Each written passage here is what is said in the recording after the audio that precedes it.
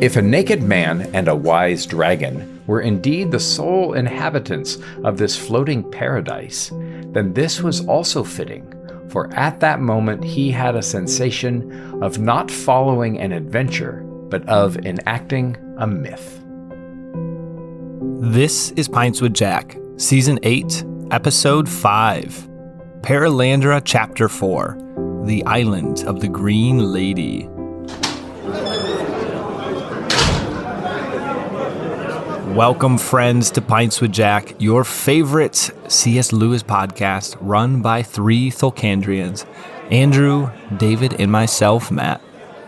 This season, we're once again following the adventures of Elwyn Ransom, who this time is exploring Perelandra.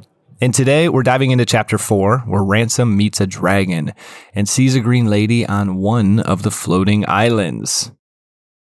Gentlemen, I feel like, first of all, welcome back. I feel like we've had starts and stops between the stop of my wedding, then the post-wedding start for a few episodes, and then pause again for David's wonderful trip to the United Kingdom. And we're back again. And so finally we're back for some routine. But David, how was your time in England? It was wonderful. It's actually not so much that I'm jet lagged now, but the kids are. Oh, okay. So for the past 2 days, Alexander has woken up at 2 a.m. for the day, and Lucy's woken up at 4 a.m. for the day. Oh, boy. So I don't know how much longer this is going to carry on. Yeah. I'm kind of on my knees because it was also a very long journey back because we had to go Manchester to Dublin, Dublin to Minneapolis, and then from Minneapolis to La Crosse. Oh, boy. Whoa. Yeah, and the everything went wrong on the return journey. So we were standing in line to check in at the desk. There was one person, and that line barely moved for like 40 minutes, and then very slowly for the next, I don't know, hour or so. And so there were still like 6 of us that were in that line waiting to be checked in when the plane had taken off. And then the guy who's checking us in, he doesn't actually work for the airline, Aer Lingus. I will badmouth them as much as possible at this point. Wait, an Englishman badmouthing an Irishman. Well, I was going to say it's got historical precedence. But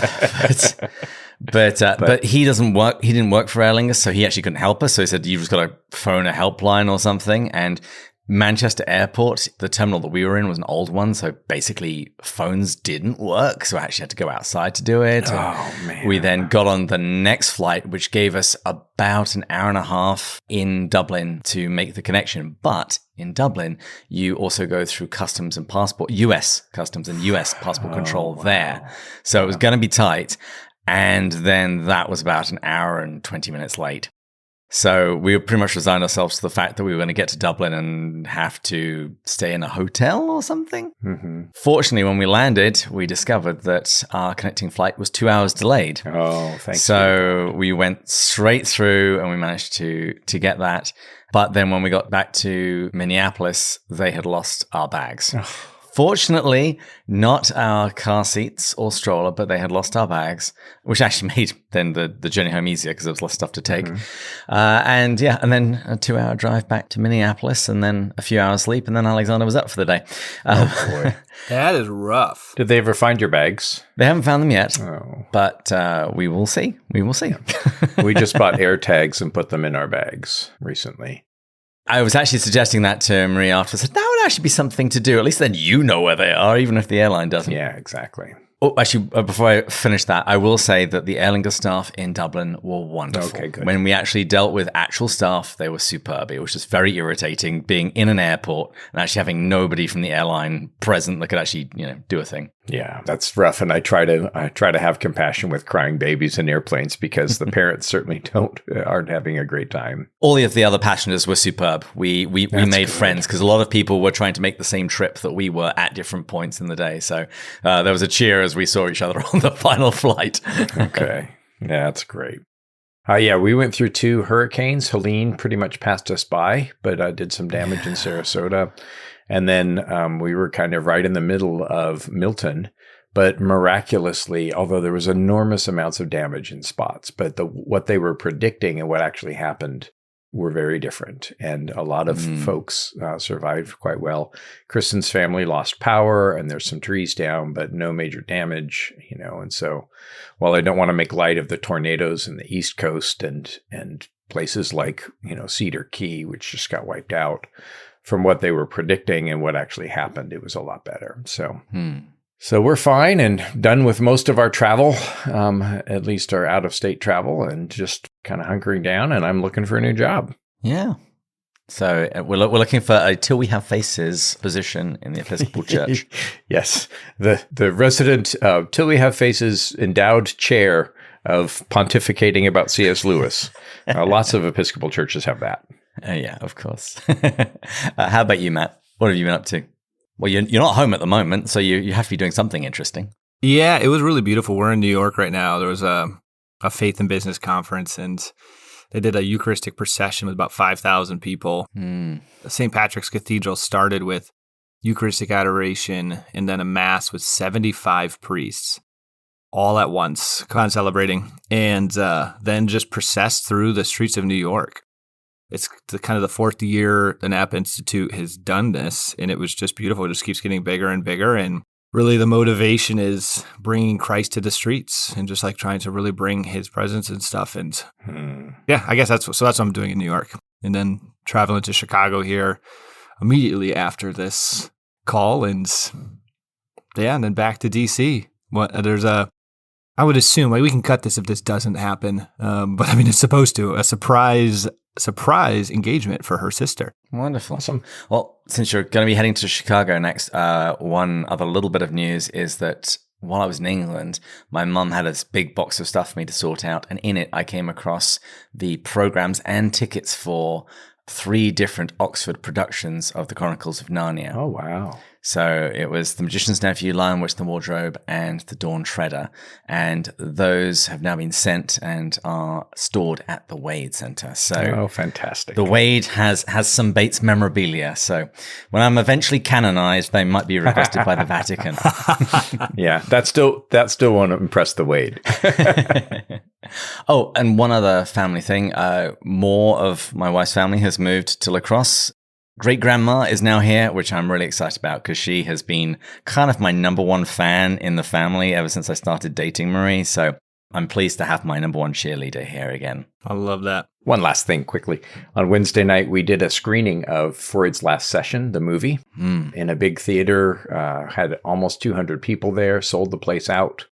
Then afterwards, a Freud expert and I did some talk back, and we had a moderated Q&A, and the bishop was there, and the diocese, a lot of folks in the diocese were there, and it was just a super successful event. So we may be doing more of those sorts of things. But what's everybody drinking today? Yeah, I'm in the classic. It's a Friday morning, so I've got my Celsius, gentlemen.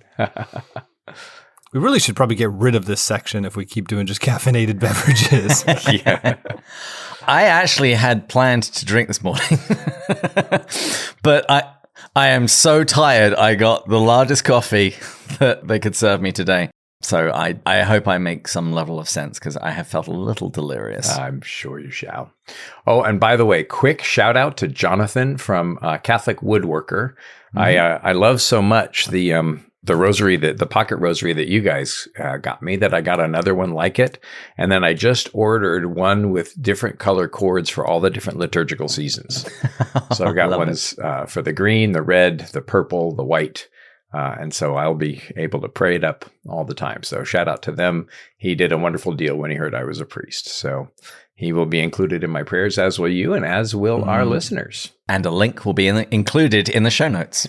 Yes. Who are we drinking to today, Matt?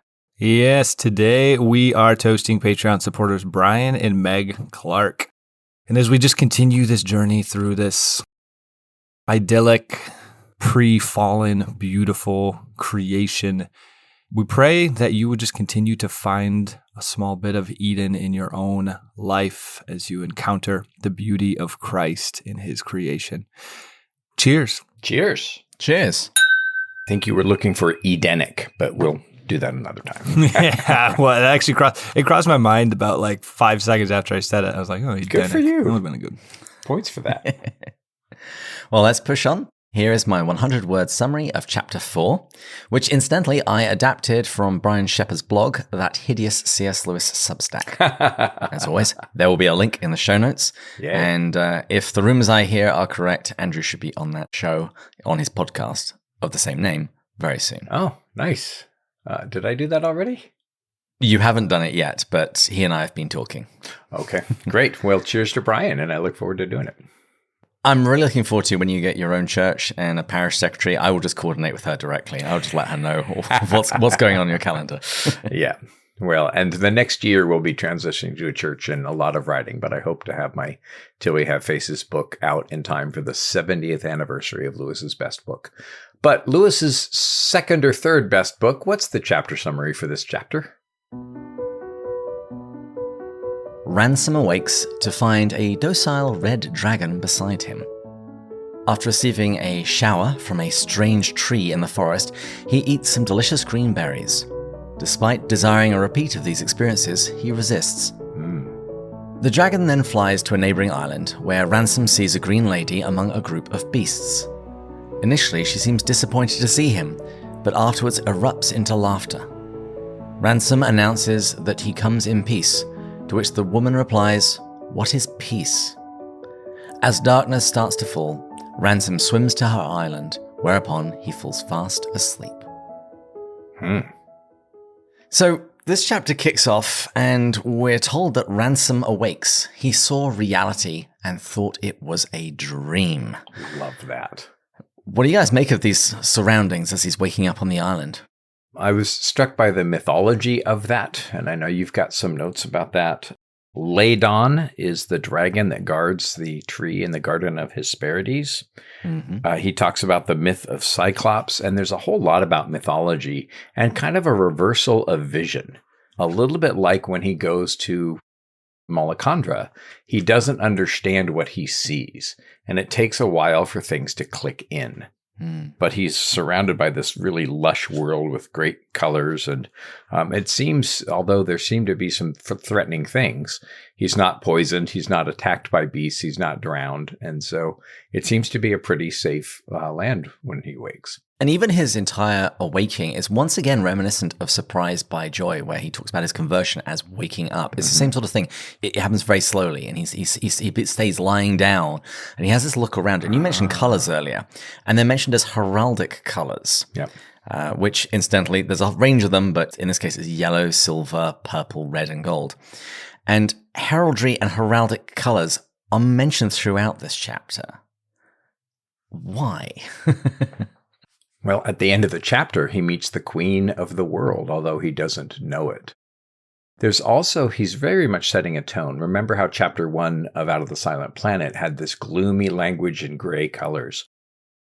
When you meet Father Christmas in Lion, the Witch, and the Wardrobe, there are heraldic colors again. And the bus in Lewis's second best book is also heraldically colored. And so Lewis is thinking of this world where royalty has not fallen, right? There are no Prince Andrews in a world where a regal royal approach is not oppressive or colonialistic or imperialistic, but actually true. And it points to the royalty of Christ invading his world, or the world being infused with the kind of regality of God.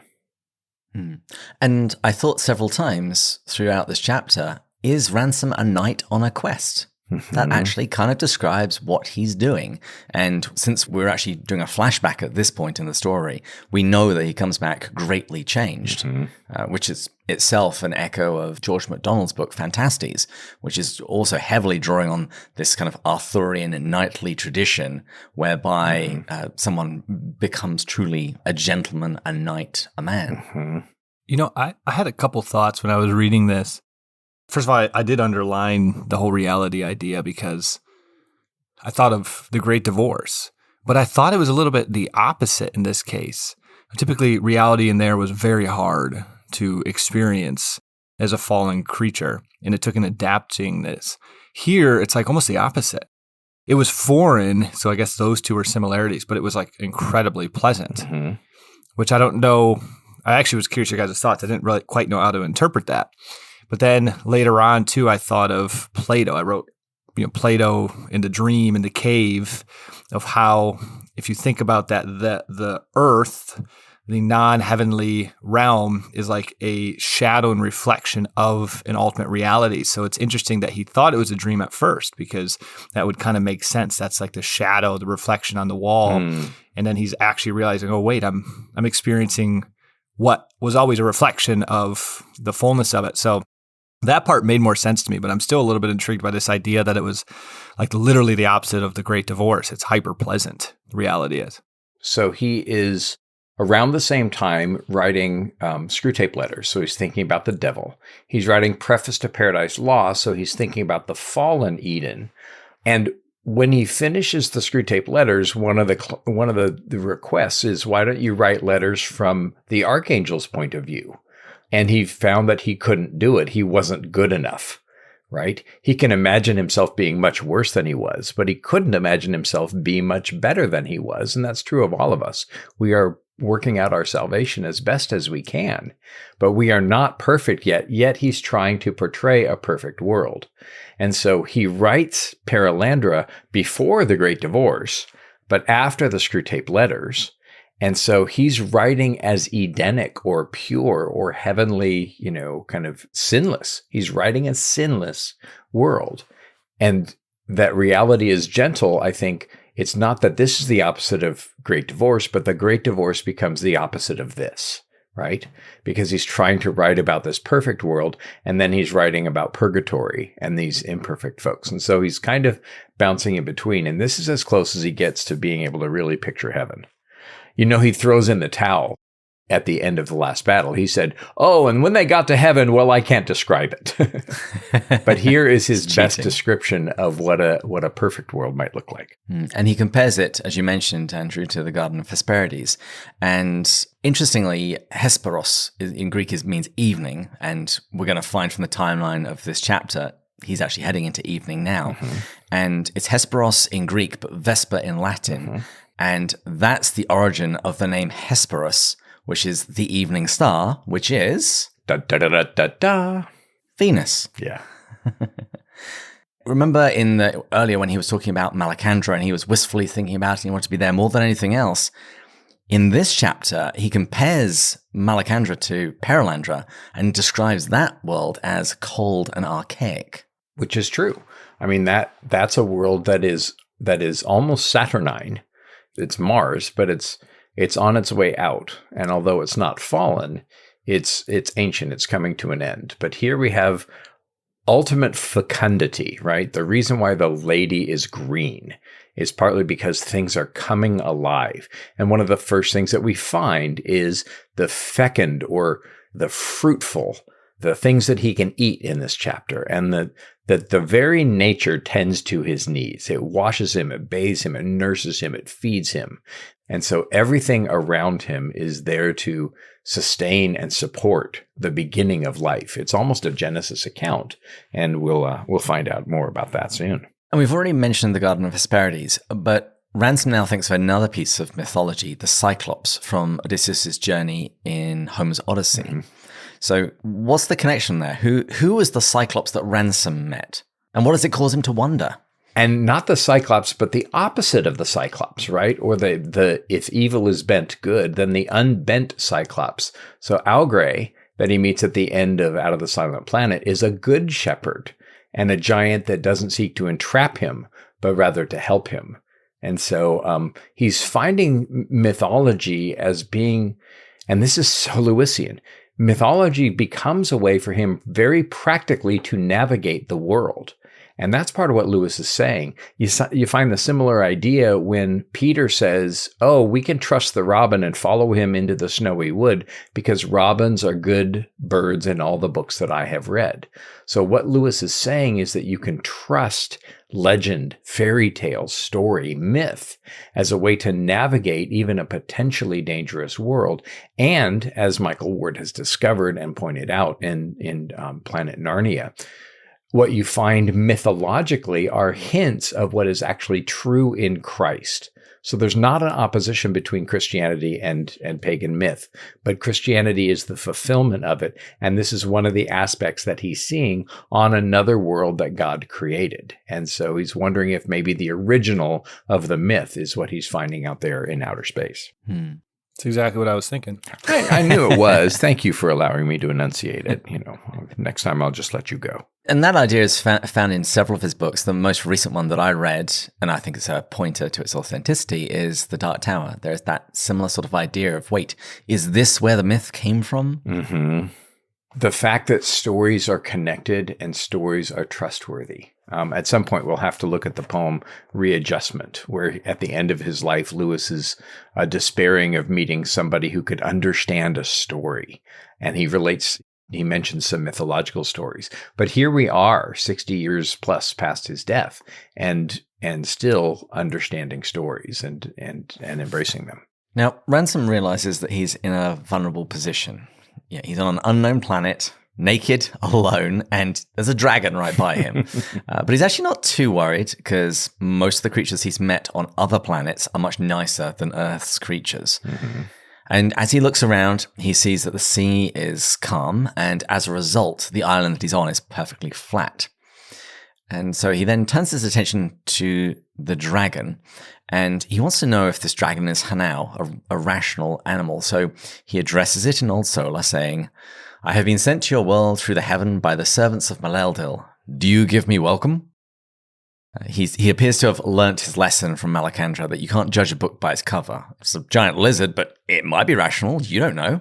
But unfortunately, not a lot happens. The dragon uncoils itself from the tree, goes to the edge of the island, has a drink, and then returns to Ransom and starts nudging him at the knees, and then gets bored, turns away, and starts tearing up the herbage. Mm-hmm. Ransom then sees something a little way off. Sparkling, he describes it like a greenhouse roof with the sun on it. And as he goes to investigate, the dragon continues around his knees, nosing at him. But he finds, hanging from a hairy tube-like branch, this semi-transparent sphere. Matt, what happens when he touches this sphere? Like, the description was so beautiful, first of all. I mean, it was essentially a shower that happened. And the whole time this is playing out, more broadly speaking, I've been thinking this throughout Perelandra, particularly when he eats food, when he takes a drink, now the shower. It's amazing just how, even though it's a non-fallen part, it's like how grace-filled it is. And so, the shower is cleansing him, clarifying him, making it richer, making him experience more vibrancy. It's almost like in scripture where it's like, talks about how the Lord provides each day your daily bread. I mean, just what's happening to him from the food being nourishing, all of like the basic needs are just taken care of. And there's just such a beauty in everything. I mean, it's unbelievable. It's like you could really kind of describe it a little bit like a baptism daily. Yeah. Yes. And that's very much to the point. And he is being washed from his old world before he meets, this figure from this world. And it also helps to wake him up and helps to kind of clarify his thinking. Do you think, though, that this would happen if he wasn't who he was? Is it if you're not fallen, like you happen to be the Green Lady and you're experiencing this, you don't get this same effect? Or do you think it's like a shot of caffeine no matter what every morning where there's just like your eyes opening up? I'm a little bit curious if this is just kind of a byproduct of him and where he's coming from, fallen world. You mentioned sacrament earlier, and in my notes I wrote sacrament of illumination. That's how the early church described baptism, because they didn't think this was just a symbol. They actually thought this did something to you. This was the enlightenment that you received that enabled you to understand the rest of the sacraments. This is why it began in baptism and then went forward into chrismation and Eucharist. And I just want to read the section where he says the effect of being washed by these, we're going to find out they're called bubble trees. At least that's what he calls them. All the colors around him seemed richer, and the dimness of the world seemed clarified. A re-enchantment fell upon him. So it definitely had an effect on him. But your question was, would that happen to anybody? If we're talking sacramental theology, what we would typically say is that The grace is there. It's just a question of whether or not someone receives it. And particularly since we're in a series by Lewis, which is all about seeing things clearly, the mistakes that we made and that becoming clarified, I would just quote The Magician's Nephew when it's referring to Uncle Andrew, that what you see and hear depends very much on where you're standing, but also the sort of person you are. So I would say in Ransom's case, the grace that is available in these bubble trees is ample, but it's also working on a very fecund soul. Yeah. And I would keep in mind that in sacramental theology, Lewis would probably take more of a Protestant approach. Nevertheless, it's a grace-filled world, and there are all kinds of graces going on. And I also wanted to point out, it wasn't just a shower, it was a scented shower. Ah, yeah. All of his senses throughout this are being engaged. There isn't a sense that isn't being touched by this world. And that's why he quotes Alexander Pope, "Die of a rose in aromatic pain." Yes.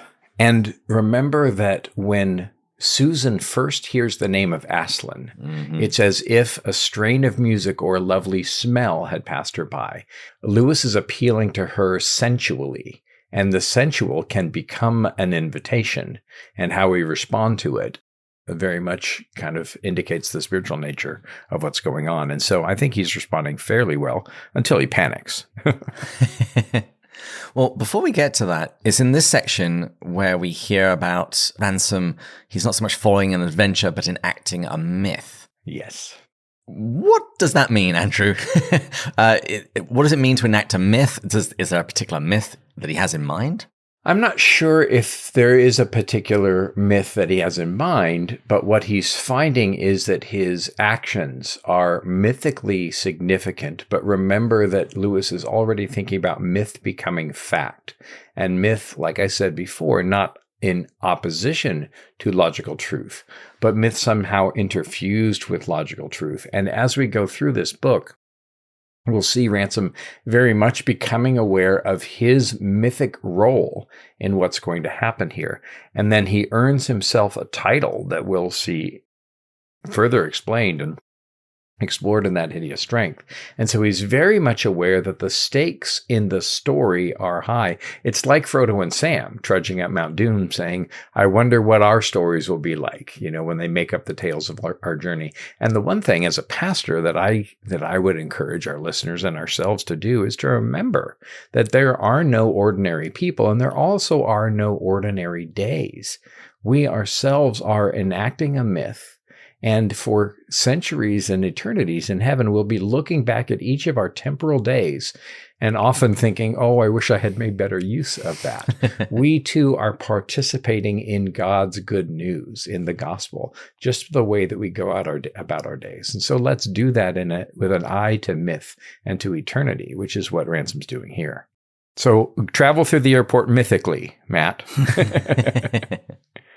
So, as is often in these books, we get to read Ransom's experience of something and then work it out afterwards. And so we discover what's actually happening with this shower. These bubble trees, as he calls them, they're drawing up seawater from underneath the island, forming these bubbles which grow until they pop, and then they regrow once more. And each time the water is being enriched as it's drawn up through the tree, which is, I think, where it gets its scent from.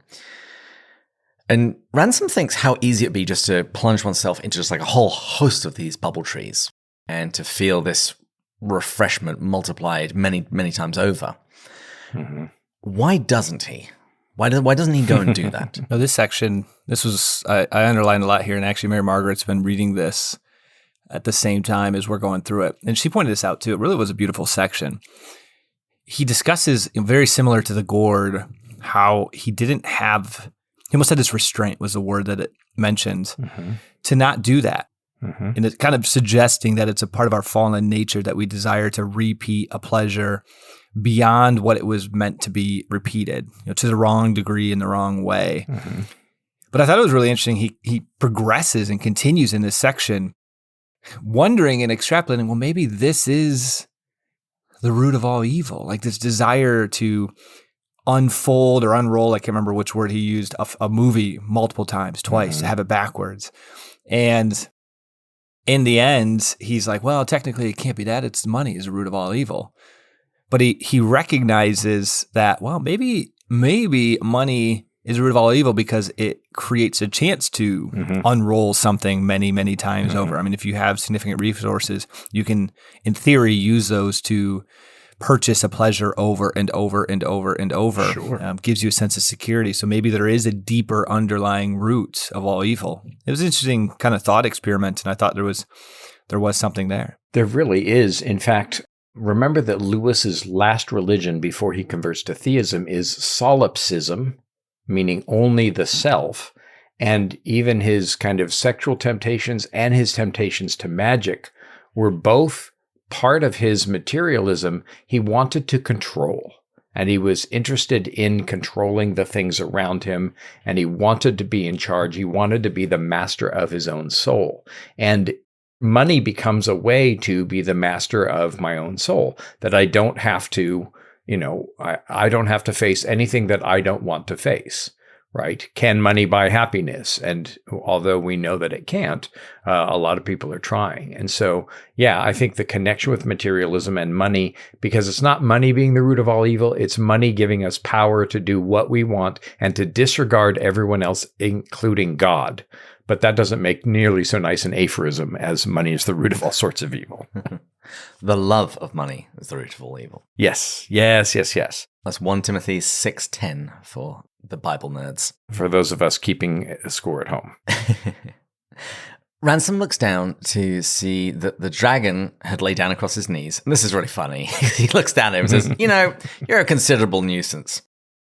But he then starts petting the dragon, eventually finding out where he likes to be tickled. And the dragon rolls onto his back, exposing his belly just like a little puppy. But with the dragon asleep, Ransom goes to get a second shower from the bubble tree. So that suggests that a repeated pleasure is licit, at least to some degree. He's just not going to go through an entire field of them. And as Ransom goes in search for some food, some of the yellow gourds to consume, he notices that the waters around him are no longer calm, meaning that the island is once again undulating over the waves. So what food does he find instead of the yellow gourds?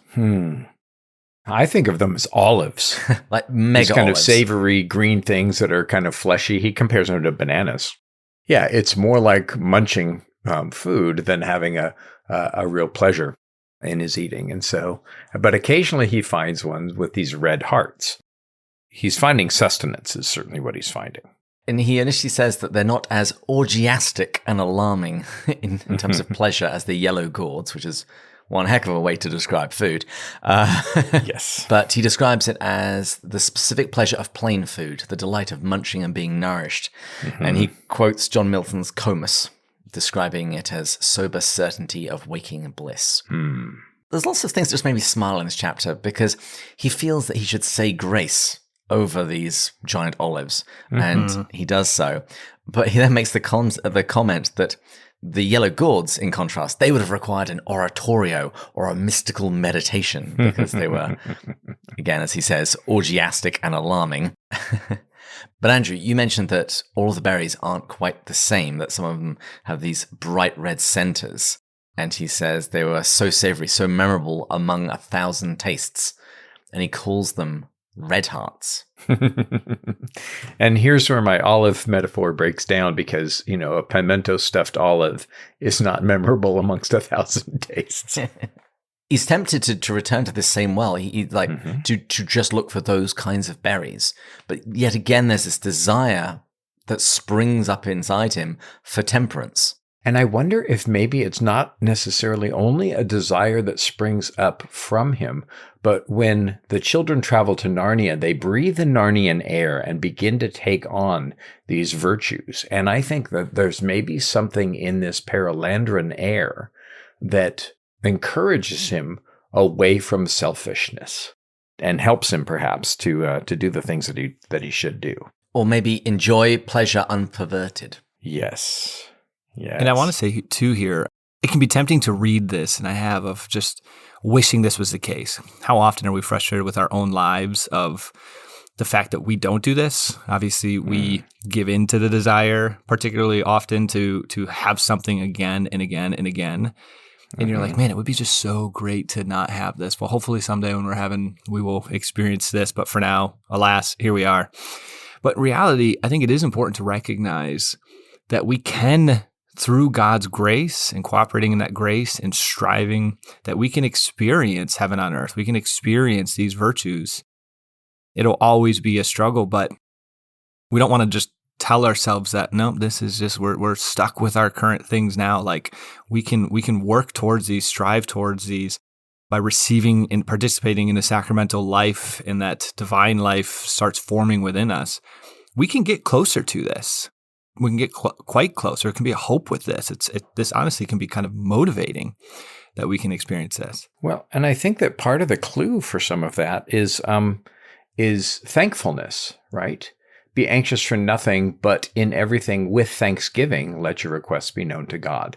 And the reason why he says grace, I think, over the little olives instead of the wonderful, delicious fruits is because he's giving thanks for sustenance and acknowledging that he is being given his daily bread. And so he's receiving everything with thanksgiving and recognizing that there's somebody higher than he. Right. So that's one of the first prayers, I think, certainly the first earthly prayer made in both worlds, I guess, is a grace over a meal. And so suggesting that, and that's part of what the Eucharist does. We have it on Sunday, but it also points to the fact that all eating and drinking can potentially be a grace for which we should give thanks because God cares for our needs and will supply them according to his riches and glory. George MacDonald. I should say right here real quick, a little plug. This could be kind of helpful for people. I have not used this yet, but the primary speaker at the event that I was at was Dean Abella of Catholic University Business School. He wrote this book, Super Habits, and they've created an app that's getting funded by VCs that effectively incorporates a really incredible habit-forming app that leverages LLMs and AIs that actually text you. You can interact with them, answer questions, they nudge you. You can give feedback of how your habit formation is going. The AI will kind of adapt to your schedule. So I think right now it's kind of version 1, but if you want to start using that, I'm going to start using it. I would imagine if assuming the person building this is doing a good job, there's no doubt that this could become quite an impressive app at some point. So anyways, there you go. Super habits, guys. And listeners, Matt will provide a list of all the acronyms that he just spouted out and all the initials. Well, one thing I wanted to briefly mention before we left this section is these berries, these massive olives, they have these occasional bright red centers, which are delicious, and he calls them red hearts. Mm-hmm. And Ransom thinks to himself that on Earth, they'd work out how to exclusively produce that kind of fruit and then charge more for them. And there's this brutal line. He says, money would provide the means of saying encore in a voice that would not be disobeyed. Because earlier he had, when he spoke about people trying to repeat pleasures, he compared it to somebody shouting encore at an opera to hear the air again. He said, no, that ruins it. Mm-hmm. So it is really striking how many times we're coming back to this question of pleasure in this book, mm-hmm. and the repeating of a pleasure and where temperance fits in. And the larger concept, which we'll see again, of just receiving what Mal-el-Dil will send to us. Not even the pleasures, but our pains as well, And we see Hyoy mentioning that. Shall we not receive the wave that brings death, right? If I say yes to God's provision, that attitude of contentment and godliness with contentment is a great joy. And so not just pleasure, but also saying, okay, this is what the Lord has given me. He has not fallen asleep. Yes, Lord, thank you, even though I don't understand or particularly like it. Ransom then goes to get a drink from the water, and he sits on the edge of the island, and his thoughts return to why he was sent to Venus in the first place. And he wonders, was he sent here to be the first inhabitant, the Adam, so to speak, of Perelandra? And he becomes aware of his solitude, but it doesn't seem to trouble him as much as when he first arrived on Malacandra, seemingly because he knows this time that he is part of a plan. When he went to Malacandra, he thought it was, at least initially, mere chance that he ended up there. But now he knows that he's part of a broader plan. And as the waves pick up around the island, Ransom gets to see other islands in the distance. And then he hears this whirring sound overhead like a plane as the little dragon flies off to another island about half a mile away.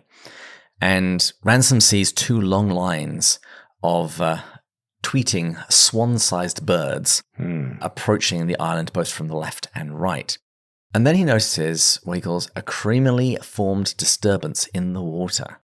Matt, what's he seeing? Well, he starts to see these dolphin-like fish in two lines. And he's starting to wonder if he's seeing a human-type form or what is this? And as it kind of plays out, because remember, he's coming in with imperfect knowledge, as it starts to play out, he starts to realize that there is a human-like form. He still doesn't quite know if it is a human. Is it male? Is it female? Is it like him? Kind of assumes as it starts to play out that it's a male. Typical guy. Yeah. As it does play out, he realizes it's not. Yeah. Well, and then notice what happens. He's beginning to feel loneliness.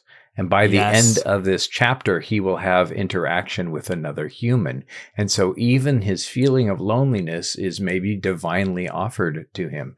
And then the water being creamy, we consider, we wouldn't think of that adjective ever with the ocean being salty, but this water is sweet, but it's creamy, which suggests richness and milk. And it's almost a maternal. The planet itself is caring for him, washing him, feeding him almost like a baby, right? Even the guard dog of Perelandra kind of nudges him to go the right way, and it's like a family dog nudging a toddler to keep him out of danger. And all of these little hints that are in it's kind of what Lewis calls the kappa element. The atmosphere of Venus is creating this overall really interesting and intriguing sensation. And all of it is working together. And I'd argue that all of it is absolutely intentional from Lewis. Do you think the loneliness, I really underline that because the second he thinks there could be another person, it almost believe, if I recall, I don't have the book right in front of me, he felt almost all the beauty go away. And I was thinking, is this because of, to one hand, you want to be like, well, isn't just God enough? Can't you have a beautiful creation and experience with God and that fills the godlike hole? But if you really think back to the Genesis story, it's like, no, we were not meant to be alone. Like that was the one part of creation that wasn't good. And we wanted to actually really create that. And so is that what he's trying to communicate here? That no matter how beautiful creation is, we were meant for community, and that's why he brings that? Is that what's happening here? I would suggest that it's positive comparison. So often comparison, like Lewis says in the chapter on pride is not about having anything. It's about having more than someone else. And some forms of wisdom say when I compare, I lose. But this is positive comparison, and these comparisons are preparing him for what he's about to find. And so it's almost as if everything that could potentially be negative is redeemable or being redeemed in his experience. I think I would qualify it by saying that he wasn't actually lonely. He was aware that he was in solitude, but that wasn't bad until he knew that there was another person that he was separated from. Mm-hmm. It's almost akin to, I don't know, sitting at a cafe with a book and being perfectly content, and then you see a friend go past in the distance, and you want to go talk to them, to not be with them when you would like to be. Mm-hmm. One thing I do want to say just about the arrival of the person we're going to find out is the Green Lady, particularly given what we find out later. As she sort of is on these dolphin-like fish that are bringing her to the island, it conjured up in my mind the scene of The Birth of Venus by Botticelli. Mm-hmm. Very, very similar sort of imagery. Ransom, he tries to make contact with her. He's failing. He's even wondering, is this an optical illusion? And given everything that we've said about vision in this book, there's a rather important line where he says, his eyes began to grow tired, and he knew that the longer he looked, the less he would see, but he went on looking nonetheless. Yeah. Having failed to make contact, Ransom, he sits down exhausted, from waving and shouting. It's this next section where this idea of solitude comes up and about how it's now become painful. The text says the solitude, which up till now had been scarcely painful, had become a horror. Any return to it was a possibility he dared not face. And he then has this picture of himself living there forever and ever, but haunted by these phantoms of other people that he can never get to. And for me, it was very reminiscent of Out of the Silent Planet when Ransom misses Weston and Divine. When he's out in the wilderness and there's no one there, he just wants human contact again. Right. We're social creatures. And there's a similar disappointment that we'll see when the Green Lady is expecting someone and someone else shows up, And so, there's certainly a little bit of that. Also very reminiscent of Out of the Silent Planet, Ransom sort of tries to get himself under control again, and he finds that he's like listening to his own breathing and counting his heartbeats. But he sort of settles himself down. And remember, during this time, all of the islands are going up and down, undulating over the water. And while his island is cresting, is at the top, Ransom waves at the figure, and the figure waves back. Mm-hmm. And it's then noticed that this figure then moves to, I'm going to just stick with her pronouns because it's just simpler. He thinks it's a man. He eventually discovers it's a woman. But she moves to the side of the island that's closest to him. And he notices how easily she moves. If you've ever seen two people walking on a ship and one of them has sea legs and the other one doesn't, I think that's the sort of thing that we're meant to think of here. They try to call to each other, but the waves are just too loud for them to be able to hear what the other is saying. But finally, the two islands come close to each other. What does Ransom see? He sees someone standing up, and he sees a woman, and he sees someone looking at him with all this kind of anticipation and then immediately disappointment. And so it's kind of like having a podcast with two co-hosts who don't understand what C.S. Lewis's best book is.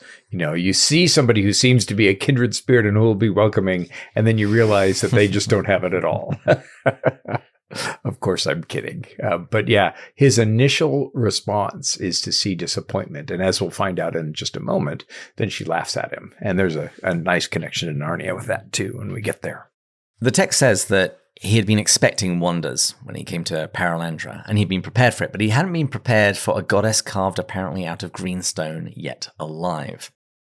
And in a scene that's rather reminiscent of The Great Divorce with Sarah Smith, she is just surrounded by animals. She's among this throng of beasts and birds. And once again, we're told there were heraldic-looking fish. It's like, what did heraldic-looking fish look like? I'm assuming he's talking about that they were brightly colored, not that they were wearing suits of armor. But he then starts to, once again, wonder, is he hallucinating? Or is this another myth coming out into the world of fact? Has another myth become fact? And he imagines Circe or Alcina, who were both sorceresses. Circe she's in Greek mythology. She lived on an island and had a habit of turning people into animals. And given that this Green Lady is surrounded by animals, if I was Ransom and I believed this theory about mythology a little bit too much, I'd be worried. Alcina is a sorceress very similar to Circe, but she's from a 16th century play called Orlando Furioso by Ludovico Ariosto. Well, and then we see another reversal of a myth because the Green Lady almost carved out of stone. So it's the opposite of Medusa, right? And it's also the opposite of Jadis. So Jadis turns people into stone, as does Medusa. But this is a living woman carved out of stone, but who's also living. And so what we see is the myths in their original forms or their redeemed forms. Redeemed is actually not the word. Divine forms or pre-fallen or Edenic forms. And so, yeah, he's weaving all of that mythological stuff in there too. Just fantastic. Well, when Ransom sees her again, this ordered collection of animals gathering around her in kind of like a royal court, it's continued to grow, and he calls out to her, "I am from another world." Matt, how does she respond? Yeah, she just bursts out laughing.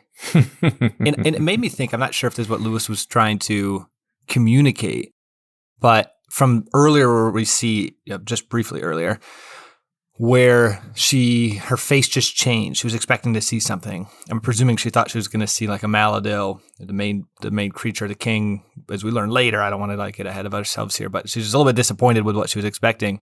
You know how Lewis has mentioned before that we need to, and I can't remember where he mentioned this, which book, but how we need to recognize that sometimes we get attached to one good, but another good can be, this is later in this book that he says this, I think. Yes. Another good can be still beautiful, but the other good becomes bad in our minds because we were expecting and holding on to one good. It's like here we get to see that play out very indirectly of like, she just starts laughing when she doesn't receive what she thought she was going to receive. Oh, this is so funny. I really found this scene quite beautiful. Well, and then in his letters later, he talks about being at Cambridge and having his lectures be very poorly attended. And he says, oh, it's rather frightfully good for me.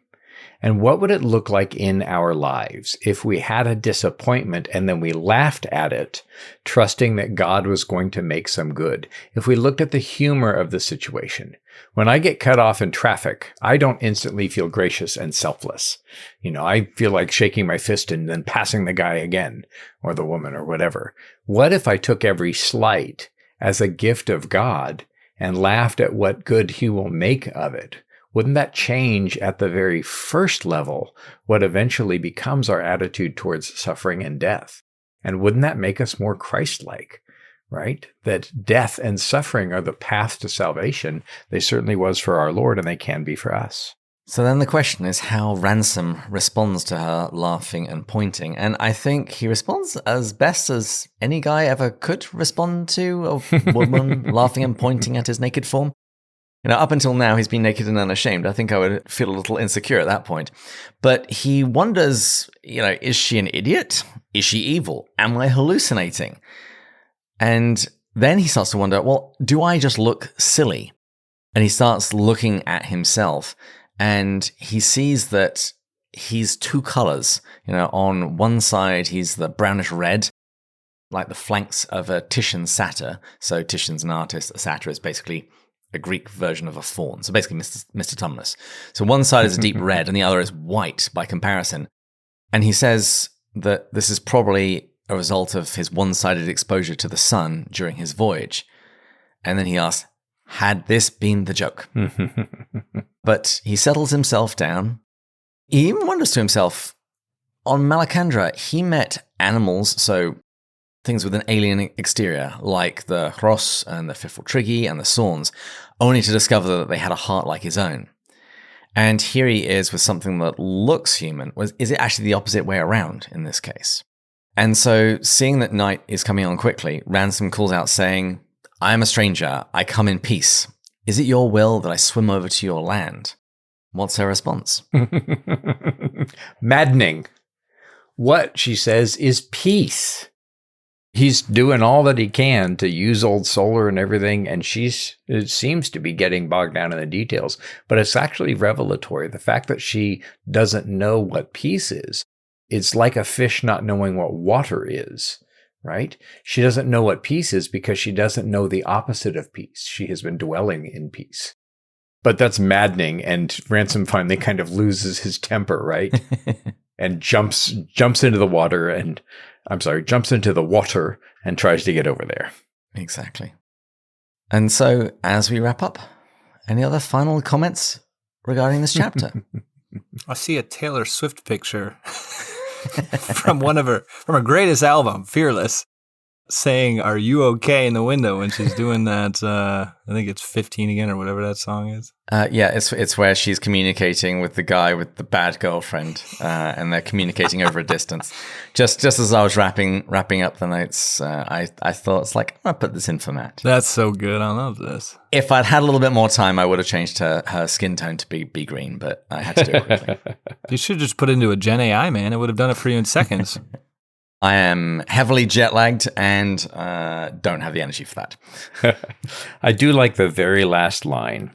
Finally, he found himself safe and panting on the dry, sweet-scented, undulating surface of an island. So he has now crossed an ocean. He's crossed the stars, and he's found himself safe. And that's part of kind of what Lewis inherits from MacDonald. These great dangers and terrors and I found myself rereading this chapter, and I've read this book a dozen times, anxious. Is he going to meet her? Is he going to get over there? Is he going to be safe? And the terror of swimming in the dark. But there is safety here. And like MacDonald, Lewis saves his characters out of great danger. And that, to me, points to grace. All right, gentlemen, I hear the call for final drinks. So thank you to our interns, Julie, and our sound engineers, Taylor and Sarah. Thanks to our Patreon supporters, particularly our top tier ones, Joanna, Brian and Meg, Rebecca, Sarah, Mark, Kevin, Aldo, Bud1, Bud2, Edgar, James, Matt, Erica, Joelle, Amanda, Thomas, Shane, Becca, Kay, Paul. This feels like it's getting a longer list. Good, Gary, thank Stephen, you. Kelly, John, James, Kate, Peter, David, Angela, Rowdy, and my wife, Mary Margaret. I still haven't updated her billing information. And of course, thanks to all of you for listening. And please join us next time. When we'll continue going further up And further in, Cheers. Cheers. cheers.